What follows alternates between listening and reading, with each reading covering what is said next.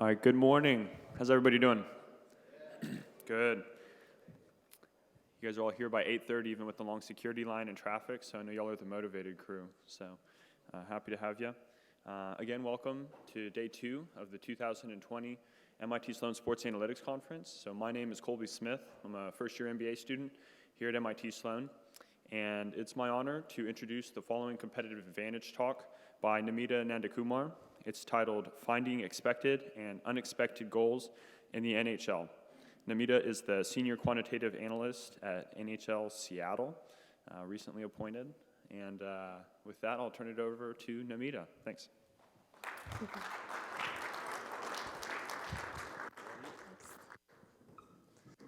All right, hello everyone. Yep, I'm talking about expected goals in the NHL.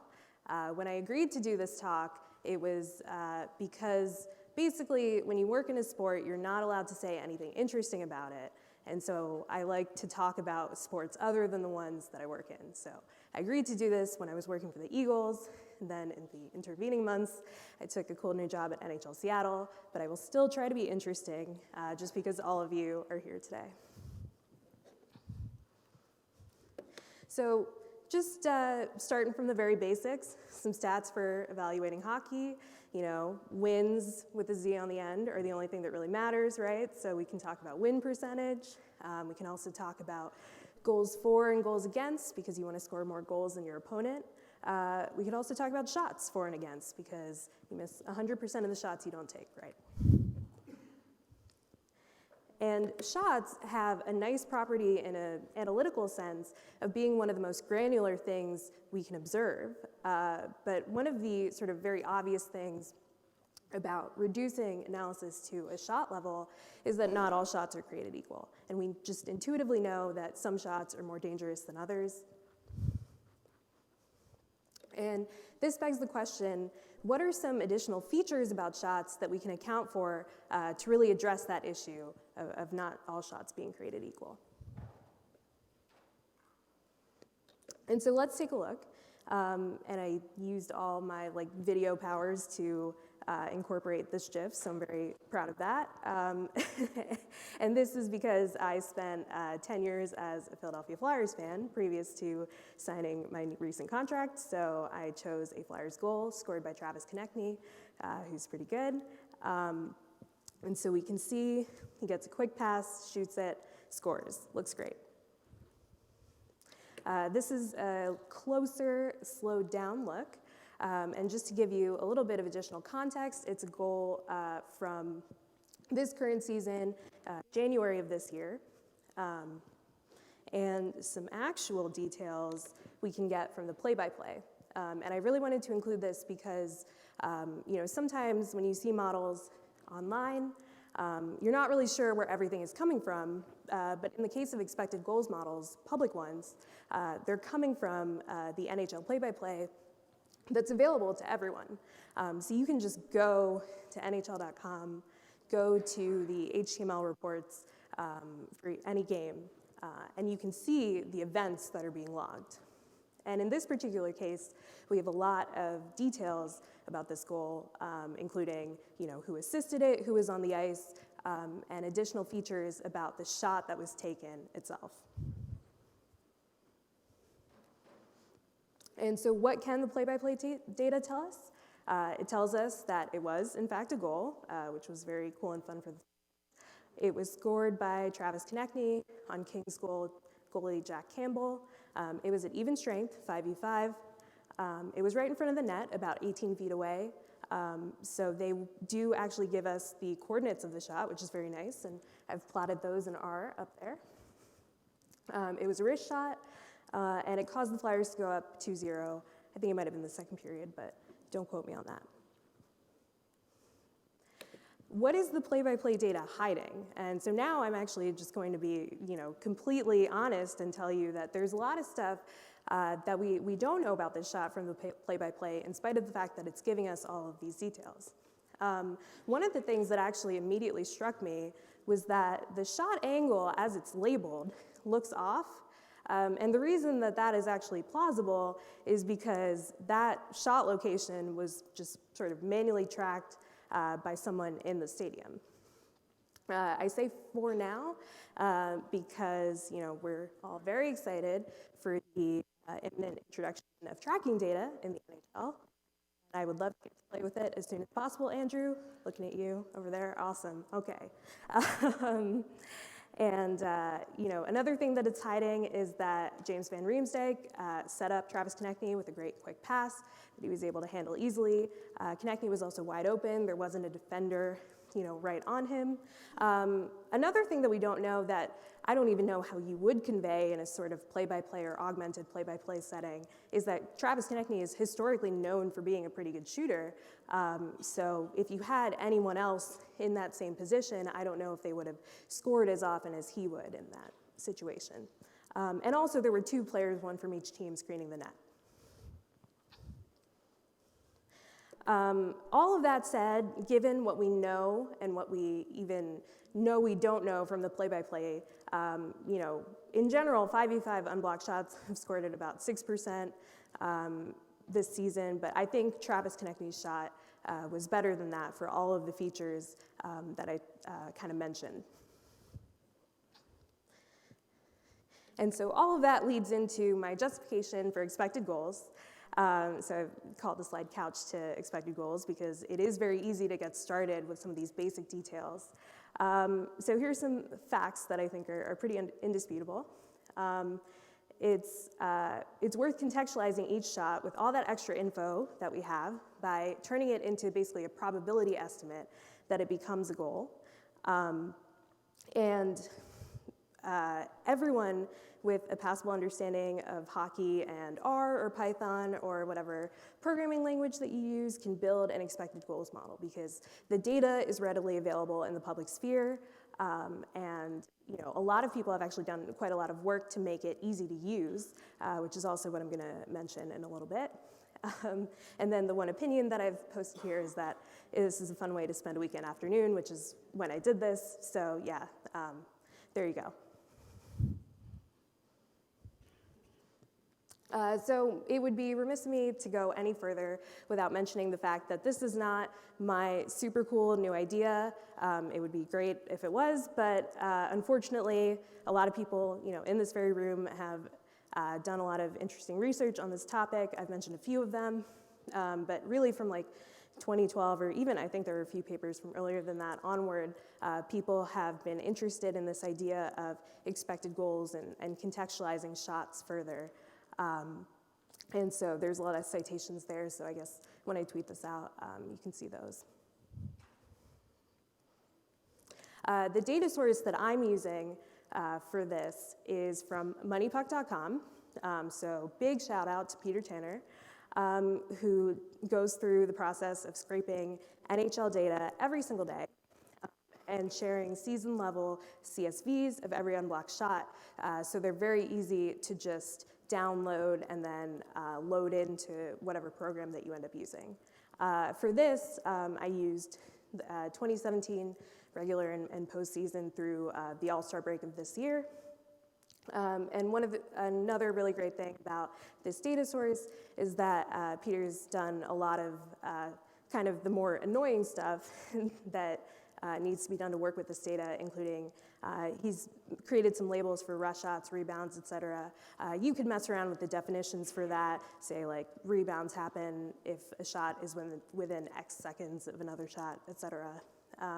There's also a well-known issue of recording bias in rinks because you just have a few guys or girls in any stadium just recording where the shots are, so there's some bias that would persist over the course of a season in different stadiums, so he adjusted for that and just cleaned everything up, made it nice and easy for me to use. So again, big shout out to him. The first thing that's always fun to do is make a heat map. So here I've made a heat map of all unblocked shots versus the goals only. This is yet another, kind of simple justification of contextualizing shots for like location at the very least, because, shot location didn't matter. First of all, if I said that, none of you would believe me, but also like we can see here that the locations of goals are considerably closer to the net than the locations of all shots in general. In particular, like point shots, they do happen fairly often, but they're not particularly high probability. So I think that's essentially pretty believable. And when we're just, building from the ground up a pretty standard expected goals model, nothing fancy, I include the following variables: shot distance, both like the X and Y distance, so really just, both of those location variables, as well as the angle to the net, the type of shot, and the time or distance from the last event, which, lends itself to like the pace of the game and how ready the goalie is and stuff like that. I used XGBoost because I didn't want to assume any sort of like linear relationship between any of these variables and the probability that a shot ends up being a goal. And I did some fivefold cross-validation to prevent overfitting, which is always a potential issue when you use sort of tree-based algorithms like that. So real quick, I just have some variable importance metrics from that exercise. And, this is sort of encouraging and also can be a little bit disappointing because, after all of that effort and after using a fancier algorithm than just like a linear regression and whatnot, what it really comes down to, and I sort of validated this by doing just a plain old regression with nothing other than shot location, is that shot distance is really the most important thing.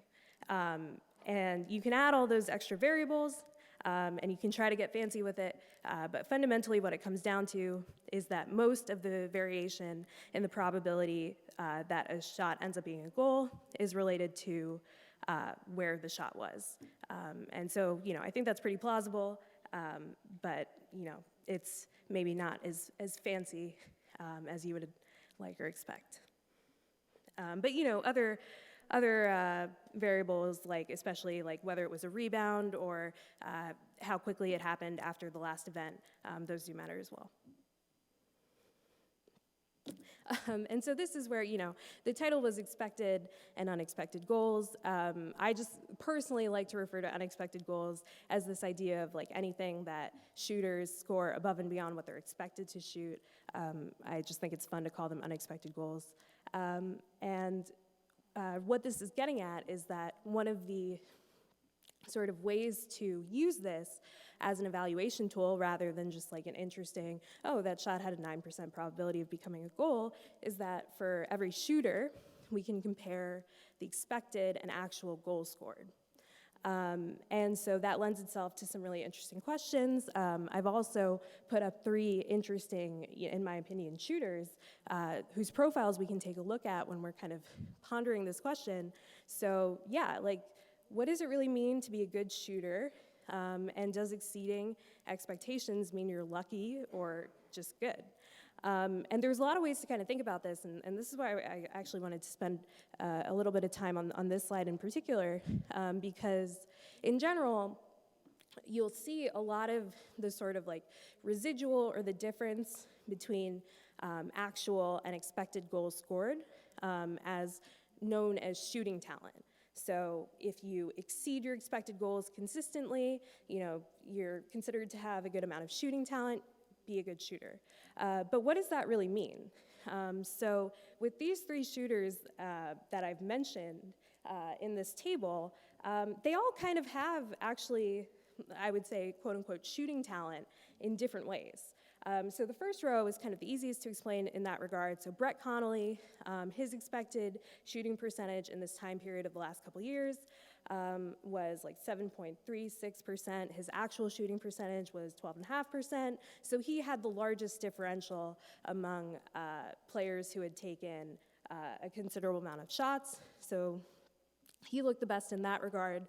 You call him a good shooter because conditional on the location of the ice and the angle and all of those other things about a shot, there's really, according to this model, no one else better to put in that position to take the shot than Brett Connolly. The second player is someone who I would say is quite a bit more famous than Brett Connolly, which is Alex Ovechkin. But he does not have nearly the sort of differential of actual versus expected shooting percentage. Does that mean that I'm willing to say that Brett Connolly is unequivocally better than him at shooting? It kind of doesn't, because I think, this idea of shooting talent being actual minus expected is, helpful from like a statistical perspective, but it's sort of a narrow view of what we think of shooting percentage in a broad, like just talking to people and evaluating players' perspective.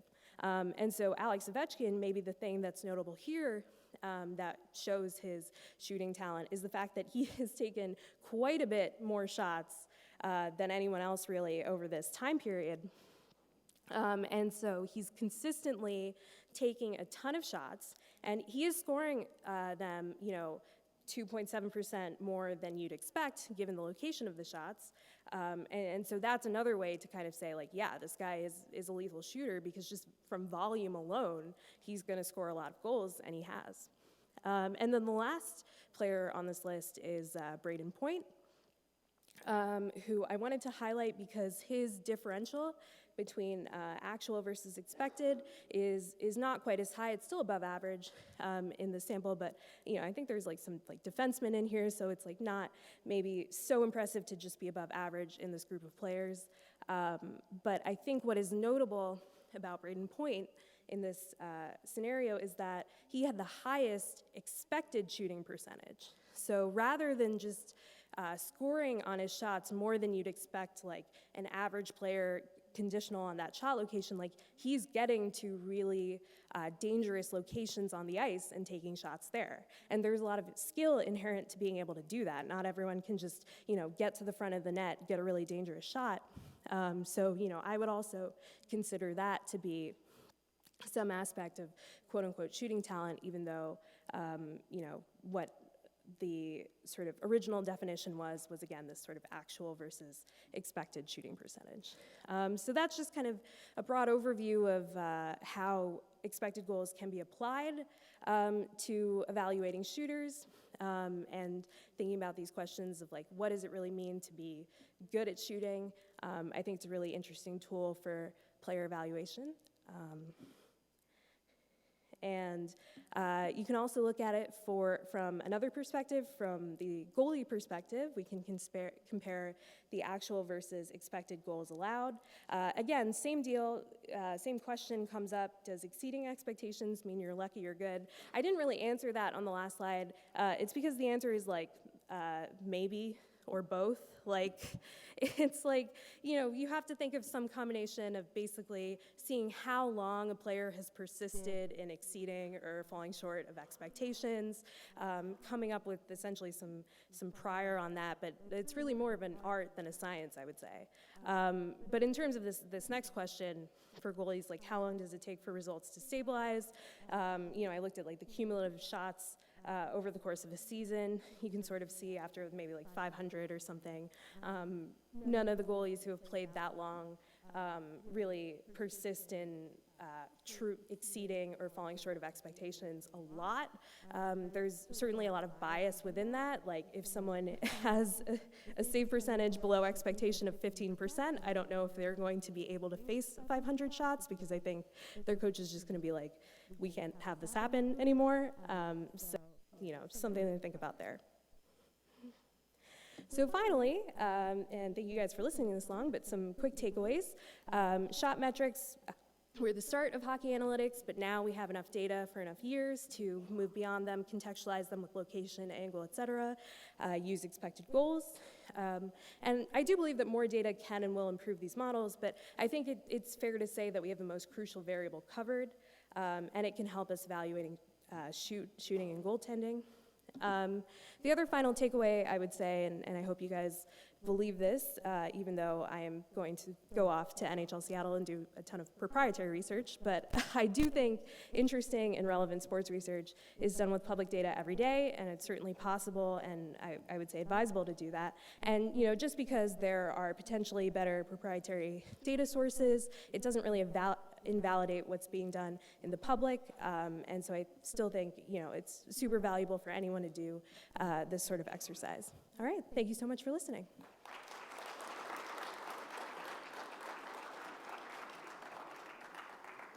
All right, do we have time for questions? All right, cool. I guess, Andrew, sure.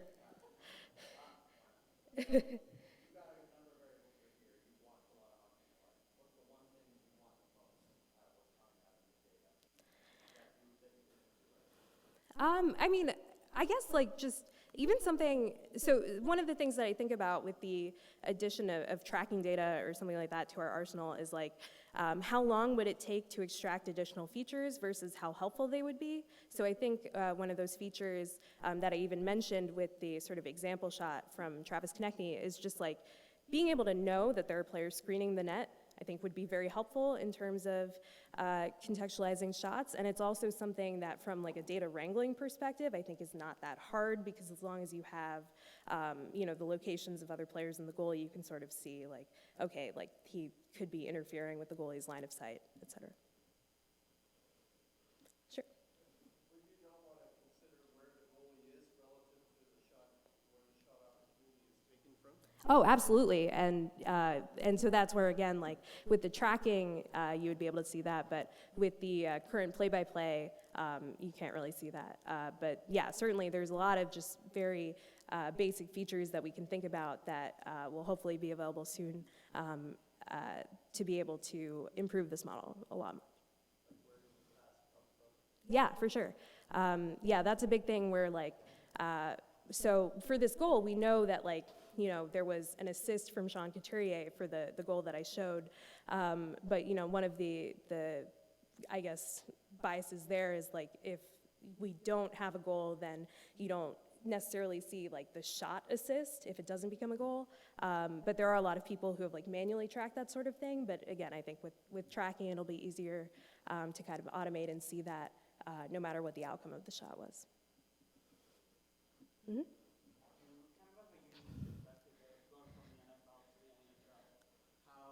Widely adopted are teams to using analytics in NHL compared to NFL? Well, I mean, I think the answer is the same in both sports, which is that it varies quite a lot. So in both sports, there's maybe a handful or at least a few teams that have invested a significant amount of resources in analytics. I was fortunate enough to work for one of those teams in the NFL, the Philadelphia Eagles, and I'm fortunate again to work for one of those same teams in the NHL Seattle. But it really does run the gamut. I could also, and I won't do this, but I could also name a few teams in each sport who don't care at all about analytics. And then certainly there are actually quite a lot of teams that maybe you don't hear about it, but they are kind of secretly plugging away at it. That's also very common. So it really does vary. Mm-hmm. When you're using your model to evaluate shooter talent, is that an apples-to-apples comparison because of the actually boost model choice, or is it 2% difference above expected more significant if you're taking shots from terrible locations? Yeah, so that's a good point, is that I'm not sort of contextualizing, their shot profile with the specific shooters. It is all getting aggregated. So that's why I put up the actual versus expected, the numbers themselves rather than just the differentials, so that you could see it is definitely getting aggregated quite a bit, but certainly if I put up some defensemen, you would be able to see that maybe their expected shooting percentage is closer to 4 or 5%, so you can kind of extrapolate that to they're taking a lot of point shots, et cetera. But certainly that was heavily aggregated, and if I was really interested in the full extent of shooter profiles, I might want to use a lot of heat maps and things like that.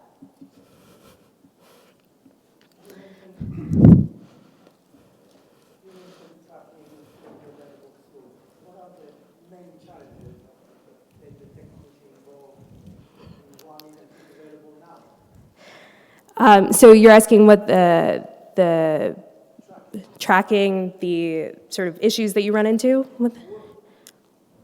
You mentioned that it would be available soon. What are the main challenges of why isn't it available now? Yeah, okay, so you should definitely talk to Andrew after this because he is heading that up. I would say, certainly from what I have learned, is that, when you're tracking like a puck, for example, it takes a considerable amount of effort to make the puck that is like transmitting tens of observations a second feel exactly like a standard puck, right? So that's one challenge. I think in general, probably one of the reasons that it was trickier in hockey as opposed to other sports is that like the puck, even the players, like everything is just so fast paced. So to have a system that can consistently track that, I think is challenging, but I'm glad that the NHL kept at it.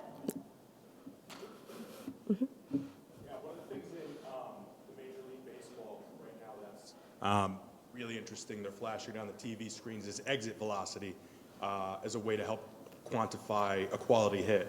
Do you see exit velocity with pucks being relevant in terms of your findings where distance plays in? Sure, yeah. I think that comes up like at the All-Star game with like the hardest shot. And you see people shoot incredibly hard and you're like, okay, obviously it'd be helpful to know if the person who was taking a shot just in a standard game, what velocity that was coming out at. So yeah, certainly there's a ton of stuff out there to potentially think about and look at.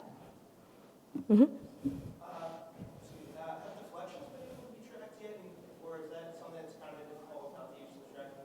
I do believe that it's a shot type in here.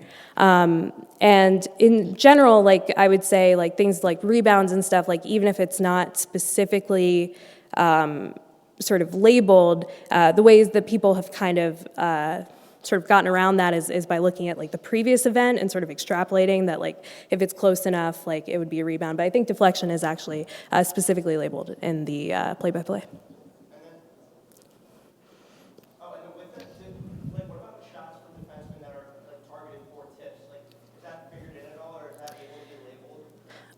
Yeah, I mean, so yeah, that's a tough question. I think in this context, I don't know how I would necessarily sort of evaluate that as part of like the shooter component, but I would definitely say that, if that shows up in just generally like the amount of quality chances that are created like while they're on the ice, like hopefully you would see that in other metrics.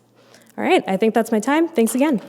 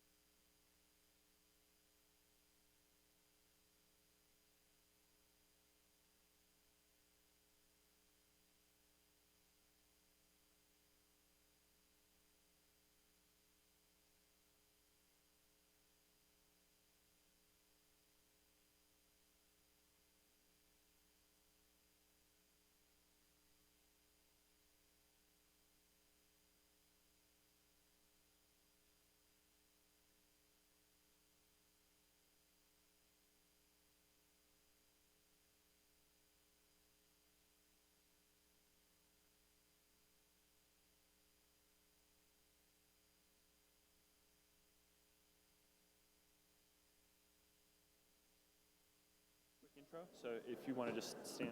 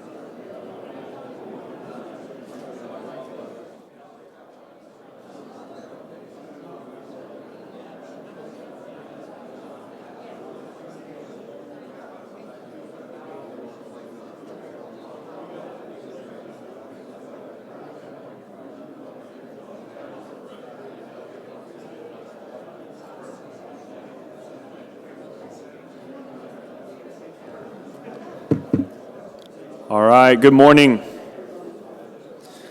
know it's a quick turnaround from the last panel, but thank you all for being here. And welcome again to day 2 of the 2020 MIT Sloan Sports Analytics Conference. These are the competitive advantage talks, which are all sponsored by the Craft Analytics Group. And it's my honor to introduce the following competitive advantage talk. It's titled Instant Feedback, Using Real-Time Data to Improve Training, Case Studies from the MIT Sports Lab. This talk is going to be presented by Christina Chase. Christina is the managing director and co-founder of the MIT Sports Lab. And with that, I'll turn it over to Christina. Thanks, Colby. Thanks. Good morning. When we get to the Can remember, fall over to see for you. More active rate even mean? So, with a control group, set of course in their game speed, we're going. They try to how fast we're going to or circles, and you quickly can see at the expert level this significant increase at the granular level. Trust me, none of us thought we'd see that. So these are just a few of the examples of the types of questions we work on at the Sports Lab. We are constantly being asked, how do we make the best use of all the incoming data streams coming both on and off the field, coming in on and off the field? Another one is, what data should we even be collecting? There's a lot of siloed data today that folks would like to be able to put together in a more holistic approach. How can we maximize the fan engagement and place that into revenue, or translate that into revenue, and many more. We do this across sports, so we have the unique opportunity to be able to see some of the big trends, and that's where, as we see feedback from the data becoming more real-time, it's something everyone can take advantage of. Thank you.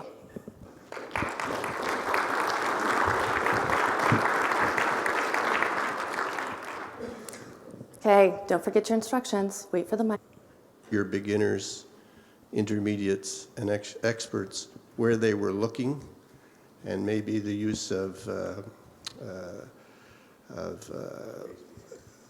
looking at eye tracking technology, you could differentiate experts from beginners from looking at cue utilization. Certainly. Excellent question. So for this particular area, the game is happening, or the actual move is happening in a very small location on the screen. That said, especially for some of the work that we're doing in decision making, on what's very interesting, they're choosing. It can also try to think about how can, but it's expect on travel as far. And so what faster through pull your head.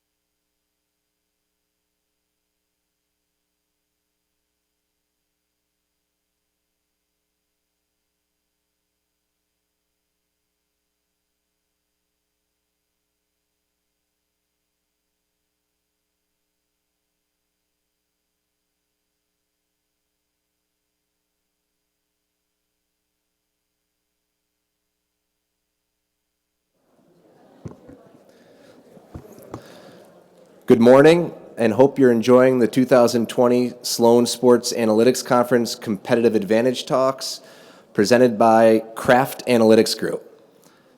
My name is Dan Ford, and I'm a first-year MBA student at MIT Sloan. It is my pleasure to introduce our next presentation, Intangibles, Unlocking the Science and Soul of Team Chemistry. With that, please join me in welcoming our speaker to the stage, Joan Ryan, journalist and San Francisco Giants media consultant. Thanks, Dan. I know this mic isn't on, but just because it's here, I feel like I have to have it here. Good morning, everyone. Really happy to be here. So I think I'm going to have a little bit of a different presentation than the ones I've been watching yesterday and today. So stick with me when I start, and it sounds like I'm not talking about sports or analytics.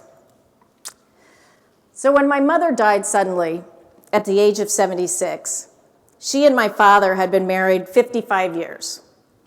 My father was about 79 at the time, and he had some minor back problems and lapses in memory, but he was pretty healthy. Soon, he was hardly eating. He was flummoxed by the telephone and, wow, that's loud, flummoxed by the telephone and the remote control, and doctors couldn't find anything wrong. And 9 months after my mother died, my father did. Cause of death was failure to thrive. Now, I had heard that term only in connection to babies, and specifically to babies at the turn of the last century in sterile, so-called sterile orphanages. It's funny how you just kind of look at that screen as if by pointing at the screen it's going to change. So in the turn of the last century, to stop the spread of disease, caretakers were told not to touch the babies except to bathe them, change them, and clothe them. Soon the babies were eating less. They were lethargic. Death rates in these orphanages skyrocketed to like 75%. In one orphanage, every baby died. The babies who did survive were almost always cognitively impaired. So it wasn't until the 1940s with a physician, Austrian-American physician named Renee Spitz, did we discover that babies need more than food and water and cleanliness to survive. They need connection. They need touch and eye contact. They need to mimic faces and voices. They need another person's body rhythm to regulate their own. And many, many studies since then have backed this up. At the time of my father's unexpected death, I was deep into researching the phenomenon of team chemistry. The idea had been triggered a few years earlier at the 20th anniversary of the 1989 Giants. I was baseball team. I was a youngish sports columnist in 1989 and had recently moved to San Francisco from Florida, where we didn't have any major league teams yet. So I was fascinated by this total junk drawer of a team that I walked into in San Francisco, rife with fissures and fault lines that really should have cracked that clubhouse wide open. It was the hard-drinking carousers and the born-again Christians, the African Americans and Southern whites, Latin players from 3 different countries, college guys and the functional illiterates, youngsters jockeying for roster spots, and fading veterans trying to hold on. They fought and they judged, they joked, they hung out, and they loved each other. Of a 6-game season to an middle-aged guy, right? And he scratched the regular right fielder, Shane Victorino. And shortly before the game, the Rays, when they win 4-10. On top of a Patriots game where they were playing an unlikely foe, somebody who else would go and win a Super Bowl later in that year. On top of this, you guys all live the daily life that we do where there's competition for our time, for our attention. How do teams differentiate themselves from each of the games and everything else we have in our daily lives? as well as the fact that we can sit in front of our beautiful TV and watch the game like we're in the front row. Teams do a bunch of different things. We took a sample. They cater to the wide audience when it comes to how do you attract fans. It's really hard if you don't have detailed data around your fan base about how to segment and target them with the offer that would be applicable to them and to their needs. My favorite up here is the Love Your Melon Night. I hate I missed that one at the Bruins. I get a free beanie for coming. But other standard things, jerseys, calendars, a fan fest on opening night, and then there's always something like $1 Dunkin' in Boston that's going to get people to come somewhere. We set out with our friends at Skyhook to figure out, is there a better way that you can understand what people want and how you can drive them into your arenas and into your stadiums. So what you'll see here is a moving map of traffic going in and out of Gillette Stadium on December the 8th when the Chiefs were playing the Patriots. So you'll see people coming in, you'll see people leaving, and we'll dive into what they do around that here in a minute. But for what we did, we looked at about 197 events, so specific events in specific venues around the area and across the country. Gave us 53,000 unique device IDs. So we don't know exactly who the people are, but we know who the devices are and have a hashed version of that to be able to match to interesting things like demographics, location, where they go when they're not at the actual venue itself. And we did all of this without any team data. So if there's any teams in the audience, who's using location data right now? It's a pretty popular thing. People are using it primarily for marketing, so I know where to geo-target some of my tickets. But there's much more that you can do with that we'll dig into as we move forward here. So again, no team data here. As we go through this, take the logic leap to think about what you could do if you were down to that individual fan level, whereas right now we're down to an individual fan, but only with our data and Skyhook data. Start super high level. Where do your fans come from? A lot of people know this. They can do surveys around it, but it's interesting when you start diving in by event and understand how wide your market is. The Patriots have 8 games a year, plus a couple playoff games usually. It's coming from all over New England, as you can see over on the right side here, left side for you guys. The Celtics games, as you can imagine, a little more concentrated, many more opportunities to be there. Market's not quite as big, but if you look, it comes from a little bit north of Boston, more than south of Boston. But what else do they do? Where else do they come from? What do they do around the event? So we looked at what they did 2 hours before, which we'll get to, but who are these people and where do they come from? Who are these people coming from these various areas? Well, a little different than the census. So we had around 50% Caucasian, now we have 80. Very small minority level, but the gender mix is pretty even. Again, I think that's probably going to change when Tom Brady leaves Boston sometime in the near future, but right now it's pretty even. Compared to the census again, Boston skews younger, but fans skew older. Looking at the income level, pretty close to the median, but you can also see that there's much larger disparity than you would expect from the census data. You're not really Boston fans at 150 to 200 plus market. You could probably, those are Chiefs to get a Patriots. Well, the value, is there anything else but they're doing some shopping. Doing that one day a week where these people expressed an interest. You understand when minimize for that in and out of arena. They spend their free time. This is an area or that they fall in as a, and that's thinking about new value for the, again, this is all the value in the middle. How you're using location. The best banner, the Starbucks and the Star. You look at times of day and patterns, traffic patterns, and just better understand that before and after a game, you can obviously see who's in the banners versus a closed Starbucks next door. So when there are multiple venues on top of each other, we try to do our best, but we try to do the best geometry possible. That's when it gets interesting when you start coupling not only where people go, but what they spend, and you can see share of wallet that's going to somewhere like banners versus somewhere like Starbucks and match it that way.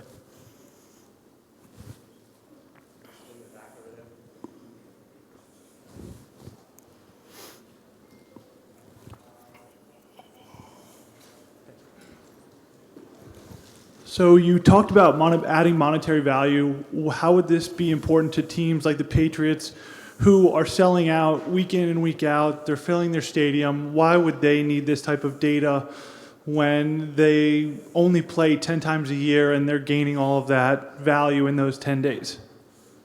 So think about the value of the sponsorships that they have. Right now they're already high. They can go higher when you can get your sponsors more direct access to fans in a very clear, segmented manner.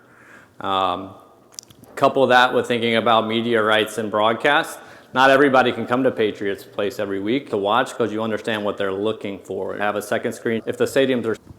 For a minute about how data with when you actually work with the information in the... Yeah, so we work like so these Very similar after games. versus an NHL.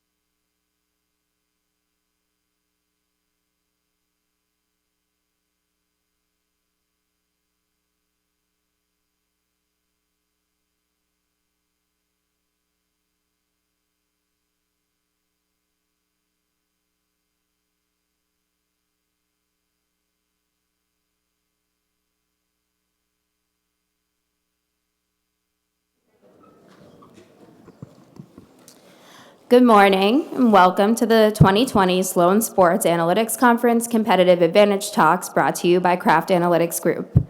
My name is Lindsay Solitar and I'm a first-year student here at MIT Sloan, and it's my pleasure to introduce our next presentation, Numbers Don't Lie, using data in the weight room to enhance on-field performance. Please join me in welcoming our next presenter, Jeremy Jacobs, Assistant Strength and Conditioning Coach at LSU, to the stage. And all of this, my role as a strength of the NC2A and all the rules that go into how much time certain coaches can spend with the athlete and all that, get a chance to really know them.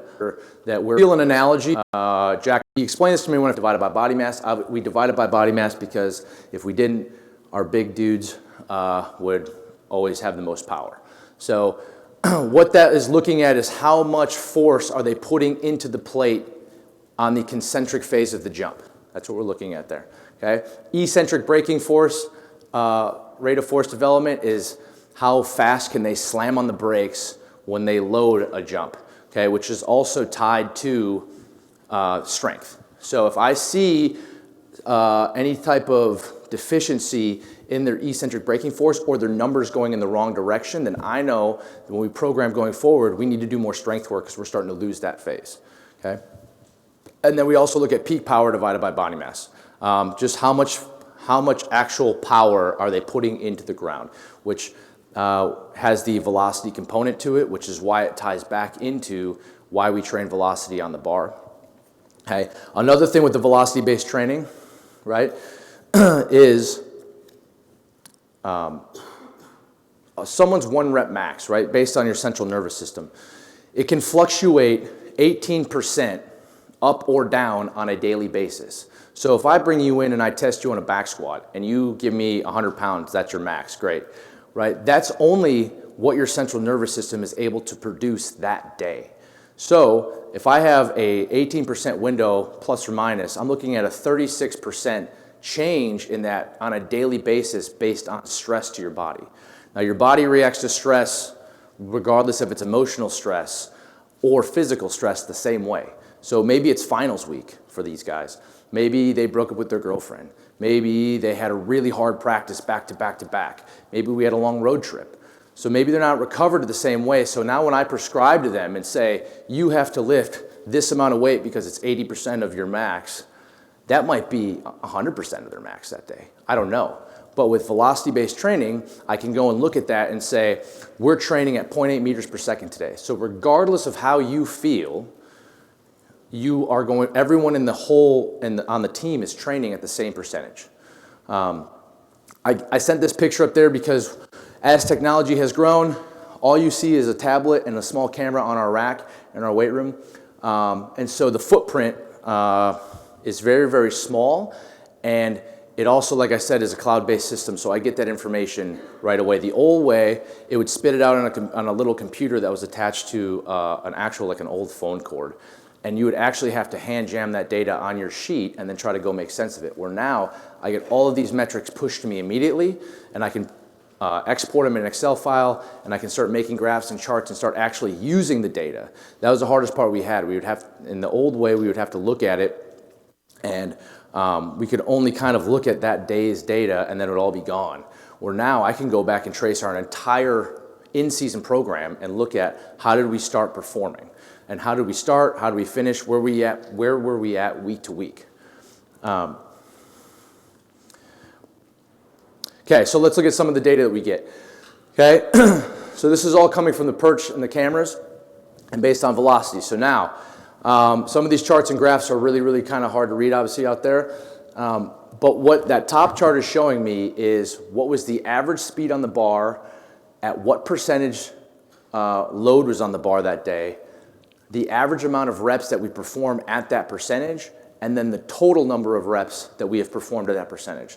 So now I can look at an in-season program. I can see where we lift the most, where we lift the best, where we produce the most power, at what percentages. Okay? If you look at the bottom graph, it looks very, very similar to the force velocity curve because that's what we have been able to start creating now with this data. We now have enough data in the system that we can actually build individual force velocity profiles on our players. Okay, so I can scroll over to a certain data point on that curve, and it will tell me for a certain player A, if I want them lifting at 0.8 meters per second, then they need to have 62.5% on the bar, right? So it gives me a starting point of where they should be at. And then also, if I go and put 62.5% of their 1 rep max on the bar and they're moving it slower, then I know their central nervous system is not fully recovered from whatever stress was put on it, and I need to take weight off that bar, okay? Because I want to reach that 0.8 meters per second in the training because it correlates to power or whatever we want that metric to be, like we showed in that earlier chart, okay? Vice versa, if they're moving the bar way faster, now as a coach, I get to take advantage of them feeling good that day. And so now I'm training them optimally. I'm never going to overtrain them, and I'm definitely not going to undertrain them. So we've been able to use this to actually create a legitimate individual-based program athlete to athlete. So yes, we give them numbers on a sheet that say this is your starting point, but we're allowing their central nervous system to actually dictate what gets put on the bar. Okay? So here's this is some of the charts that I produce and give to the head strength coach, and so he can make some actual programming decisions based on this. This is what like a snapshot of a day would look like. So on here I have your average mean velocity, I have your average weight on the bar, I have the peak power, because what we're chasing, this is in season now, we are chasing peak power, right? I want to know at what percentages do we move the bar the fastest and produce the most power. What we found through our research is the strength movements, and I'm talking like squat, bench, deadlift, our peak power starts diminishing anywhere between 60 and 65%. Okay, so you might think by moving a heavier load, I'm going to produce more power, but the velocity slows to a point where you are no longer doing that. Okay, on your Olympic movements, your clean and jerk, your snatch, all that kind of stuff that we use for power. We're an Olympic-based program, so we do all of those lifts. We see that peak power starts to diminish between 80 and 85%, depending on the athlete's technique. So we know percenting and prescribing-wise, when we're in season and we're trying to get these guys to produce as much power as they can, given every Saturday when they're on the field, we want to make sure that we're training that in the weight room. Because what we're doing to their central nervous system and putting that and having them train that modality is going to carry over on Saturdays, is what we've found. Now, there's genetics that play in a role of all this, fast twitch, slow twitch guys, so we're going to make some tweaks and changes, but I give an overall view to my boss so he can sit down and look at this and say, all right, next week, you know what, we need to go back down. Or I actually had guys PR on certain lifts in the middle of in-season, meaning they're getting stronger, they've lifted the most weight they've ever lifted in a certain exercise right in the middle of a season, because they walked in that day, I said, you need to lift the bar at X amount of weight or X speed, and they were able to exceed that speed. So I couldn't put enough weight on the bar to actually get them to slow down to that speed, and then boom, they hit a PR that they'd never hit in their life. Okay, so how do we piece this all together? What does it look like? So this is just kind of two movements. This would be an example of later in the week, we have a power clean and a bench press. This is in-season training, okay? So what this is, you're looking at a week-to-week basis of, if you notice, every column has a different color. That color correlates to the team that we're about to play that week, all right? Also, there's percentages below there. I know it's really small print, you can't see it. But there's percentages based under every column, so I know what percentage was on the bar for the average that speed, or for the average for that exercise. And then on top is the velocity in meters per second, and what was the team average that we moved that at. And so we knew for certain weeks, right, for instance, right, so I coach at LSU, we're gonna go play Alabama, it's a ginormous game, so we wanna make sure that we're peaking our guys right for that week.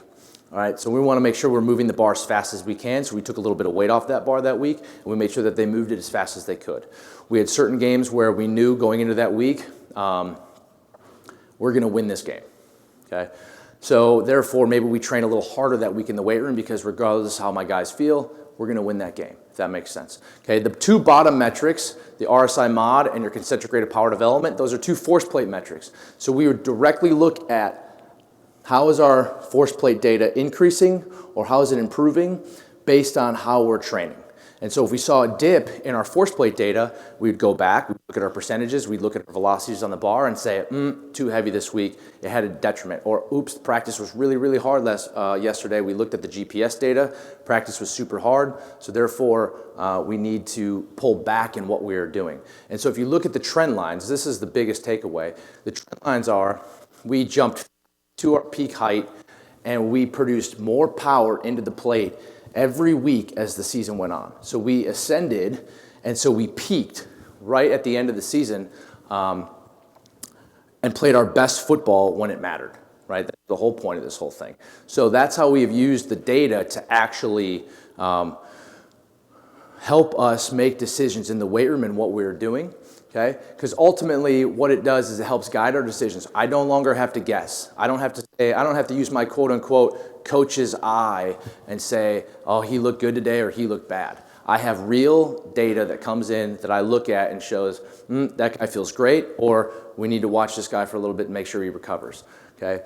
We kept the can smoother longer in the season, right? And the most impressive thing that I can tell you is, according to our GPS data, we ran our fastest speeds on the field of practice in our final week leading up to the national championship game against Clemson. So we ran our fastest speeds at the end of the season when the most was on the line, right? And that was something we kind of looked back at the entire program of our in-season and thought, all right, so we're actually onto something. This data means something to us, and it's really helping guiding our decisions to make sure that we're putting the best product on the field. So that's all I have. I'm open to any questions anybody has. I think we have 3 minutes according to this clock, yeah? You need a mic? Yeah, sorry.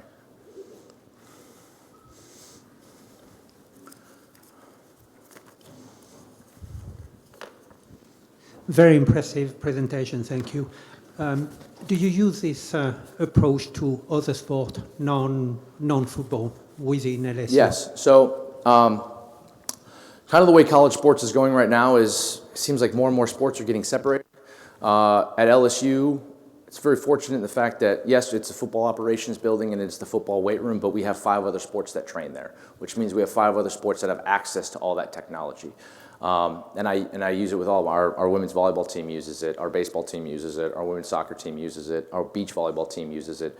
And so you get to choose, or you kind of, as you learn those sports, you can know what is the training metric that I need to look at for that sport, and then assist your program to make sure that you're meeting those needs. Volleyball is very similar to football. It's a power sport, right? The girls need to be able to produce power. And so it kind of, they would get trained in a similar manner to how we would train a football player. Anybody else? The time. Yeah. Love the presentation. I've heard the analogy of strength training being a double-edged sword, and that, you know, guys can really get hurt if they're not doing things correctly. Absolutely. How much emphasis do you put on screening, and do you collect any screening data before you start moving these numbers up with the certain exercises that Good point. So if you saw on the original graph that kind of showed the velocities and the zones they correlate to, one of them was called starting strength, where if somebody comes in to me and they've maybe never lifted before, then I need to teach them. We're a technique-first based program, so I want to make sure that you move well before I ever worry about speeds or loads on the bar. And that's kind of when you come in as a freshman to LSU, that first summer, you are in your own group by yourself as far as just freshmen.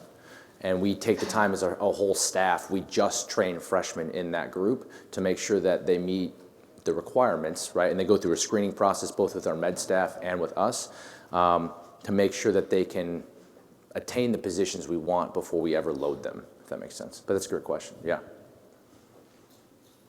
Anybody else? How do you handle the break between the regular season and bowl season? Is there... That's great. That's a great question. So this year was weird. The college football schedule is now we finished our regular season. We went right into a the SEC championship game. Then we had 3 weeks off. Then we had a Peach Bowl, and then we had 2 weeks off, and then we had the national championship. So what we did, we looked at the force plate data, and we made sure that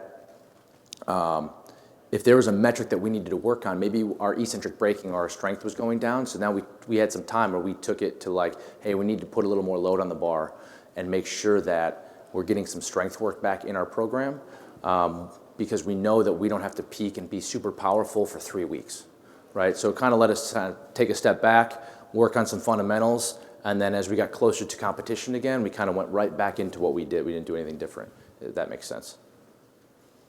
I think we're out of time. I know there's a talk right after me. If anybody else has any questions, feel free to, I'll step outside, I'll answer anybody's questions. But I appreciate your time. Thank you.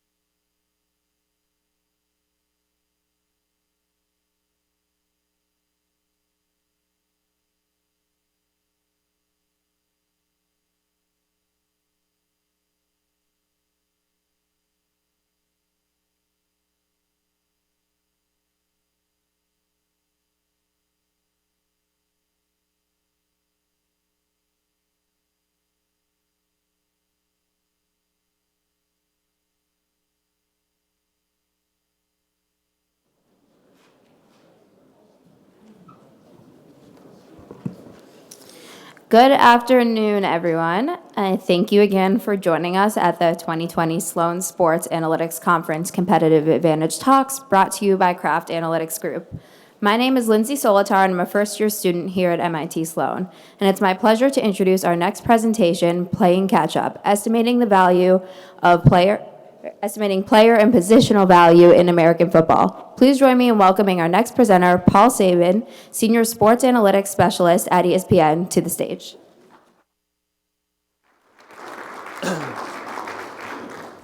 They weren't joking. These lights are pretty bright. All right. Thanks, everyone, for coming. I'm happy to be here. They told me we don't have anything after this, so if you're happy for the next 3 hours, I'll talk your head off. At ESPN, that was a joke, by the way. At ESPN, we are all interested in telling stories, right? That's our job. We want to serve sports fans. We want to tell them great, interesting stories. And football is the most popular sport in America, and it has been for quite some time. But it has sufficiently lacked in all sorts of data and analysis beyond just a few positions, right? And we really want to be able to quantify how players can be valued and who is a good player, who is not. And we have some heuristics, definitions. You might think that, if a player brings dollars to the owner in the NFL, maybe he's valuable. If they contribute to winning, that's a different way to establish value. Maybe whatever, some people just define value based on what the free market would give you. Or often in sports we talk about, the value over replacement or the cost of replacing you on the field. All right. So in other sports, we have lots of different metrics people have had over the years. A lot of them have debuted here at various times. In baseball, we've had WAR for a long time, right? Trying to establish wins over replacement. We have things like win shares, win probability added. In basketball, ESPN does real plus minus. 538 just came out with a new metric this year called Raptor, which is similar. Win shares, expected possession value in basketball is on a per possession thing, but you could really roll that up if you wanted to over the course of a season. In hockey, we've had a regularized adjusted plus minus, which my boss, Brian McDonald, is known for.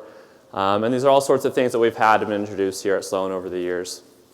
But in football, we don't have this stuff. So we've had QBR at ESPN for about 10 years.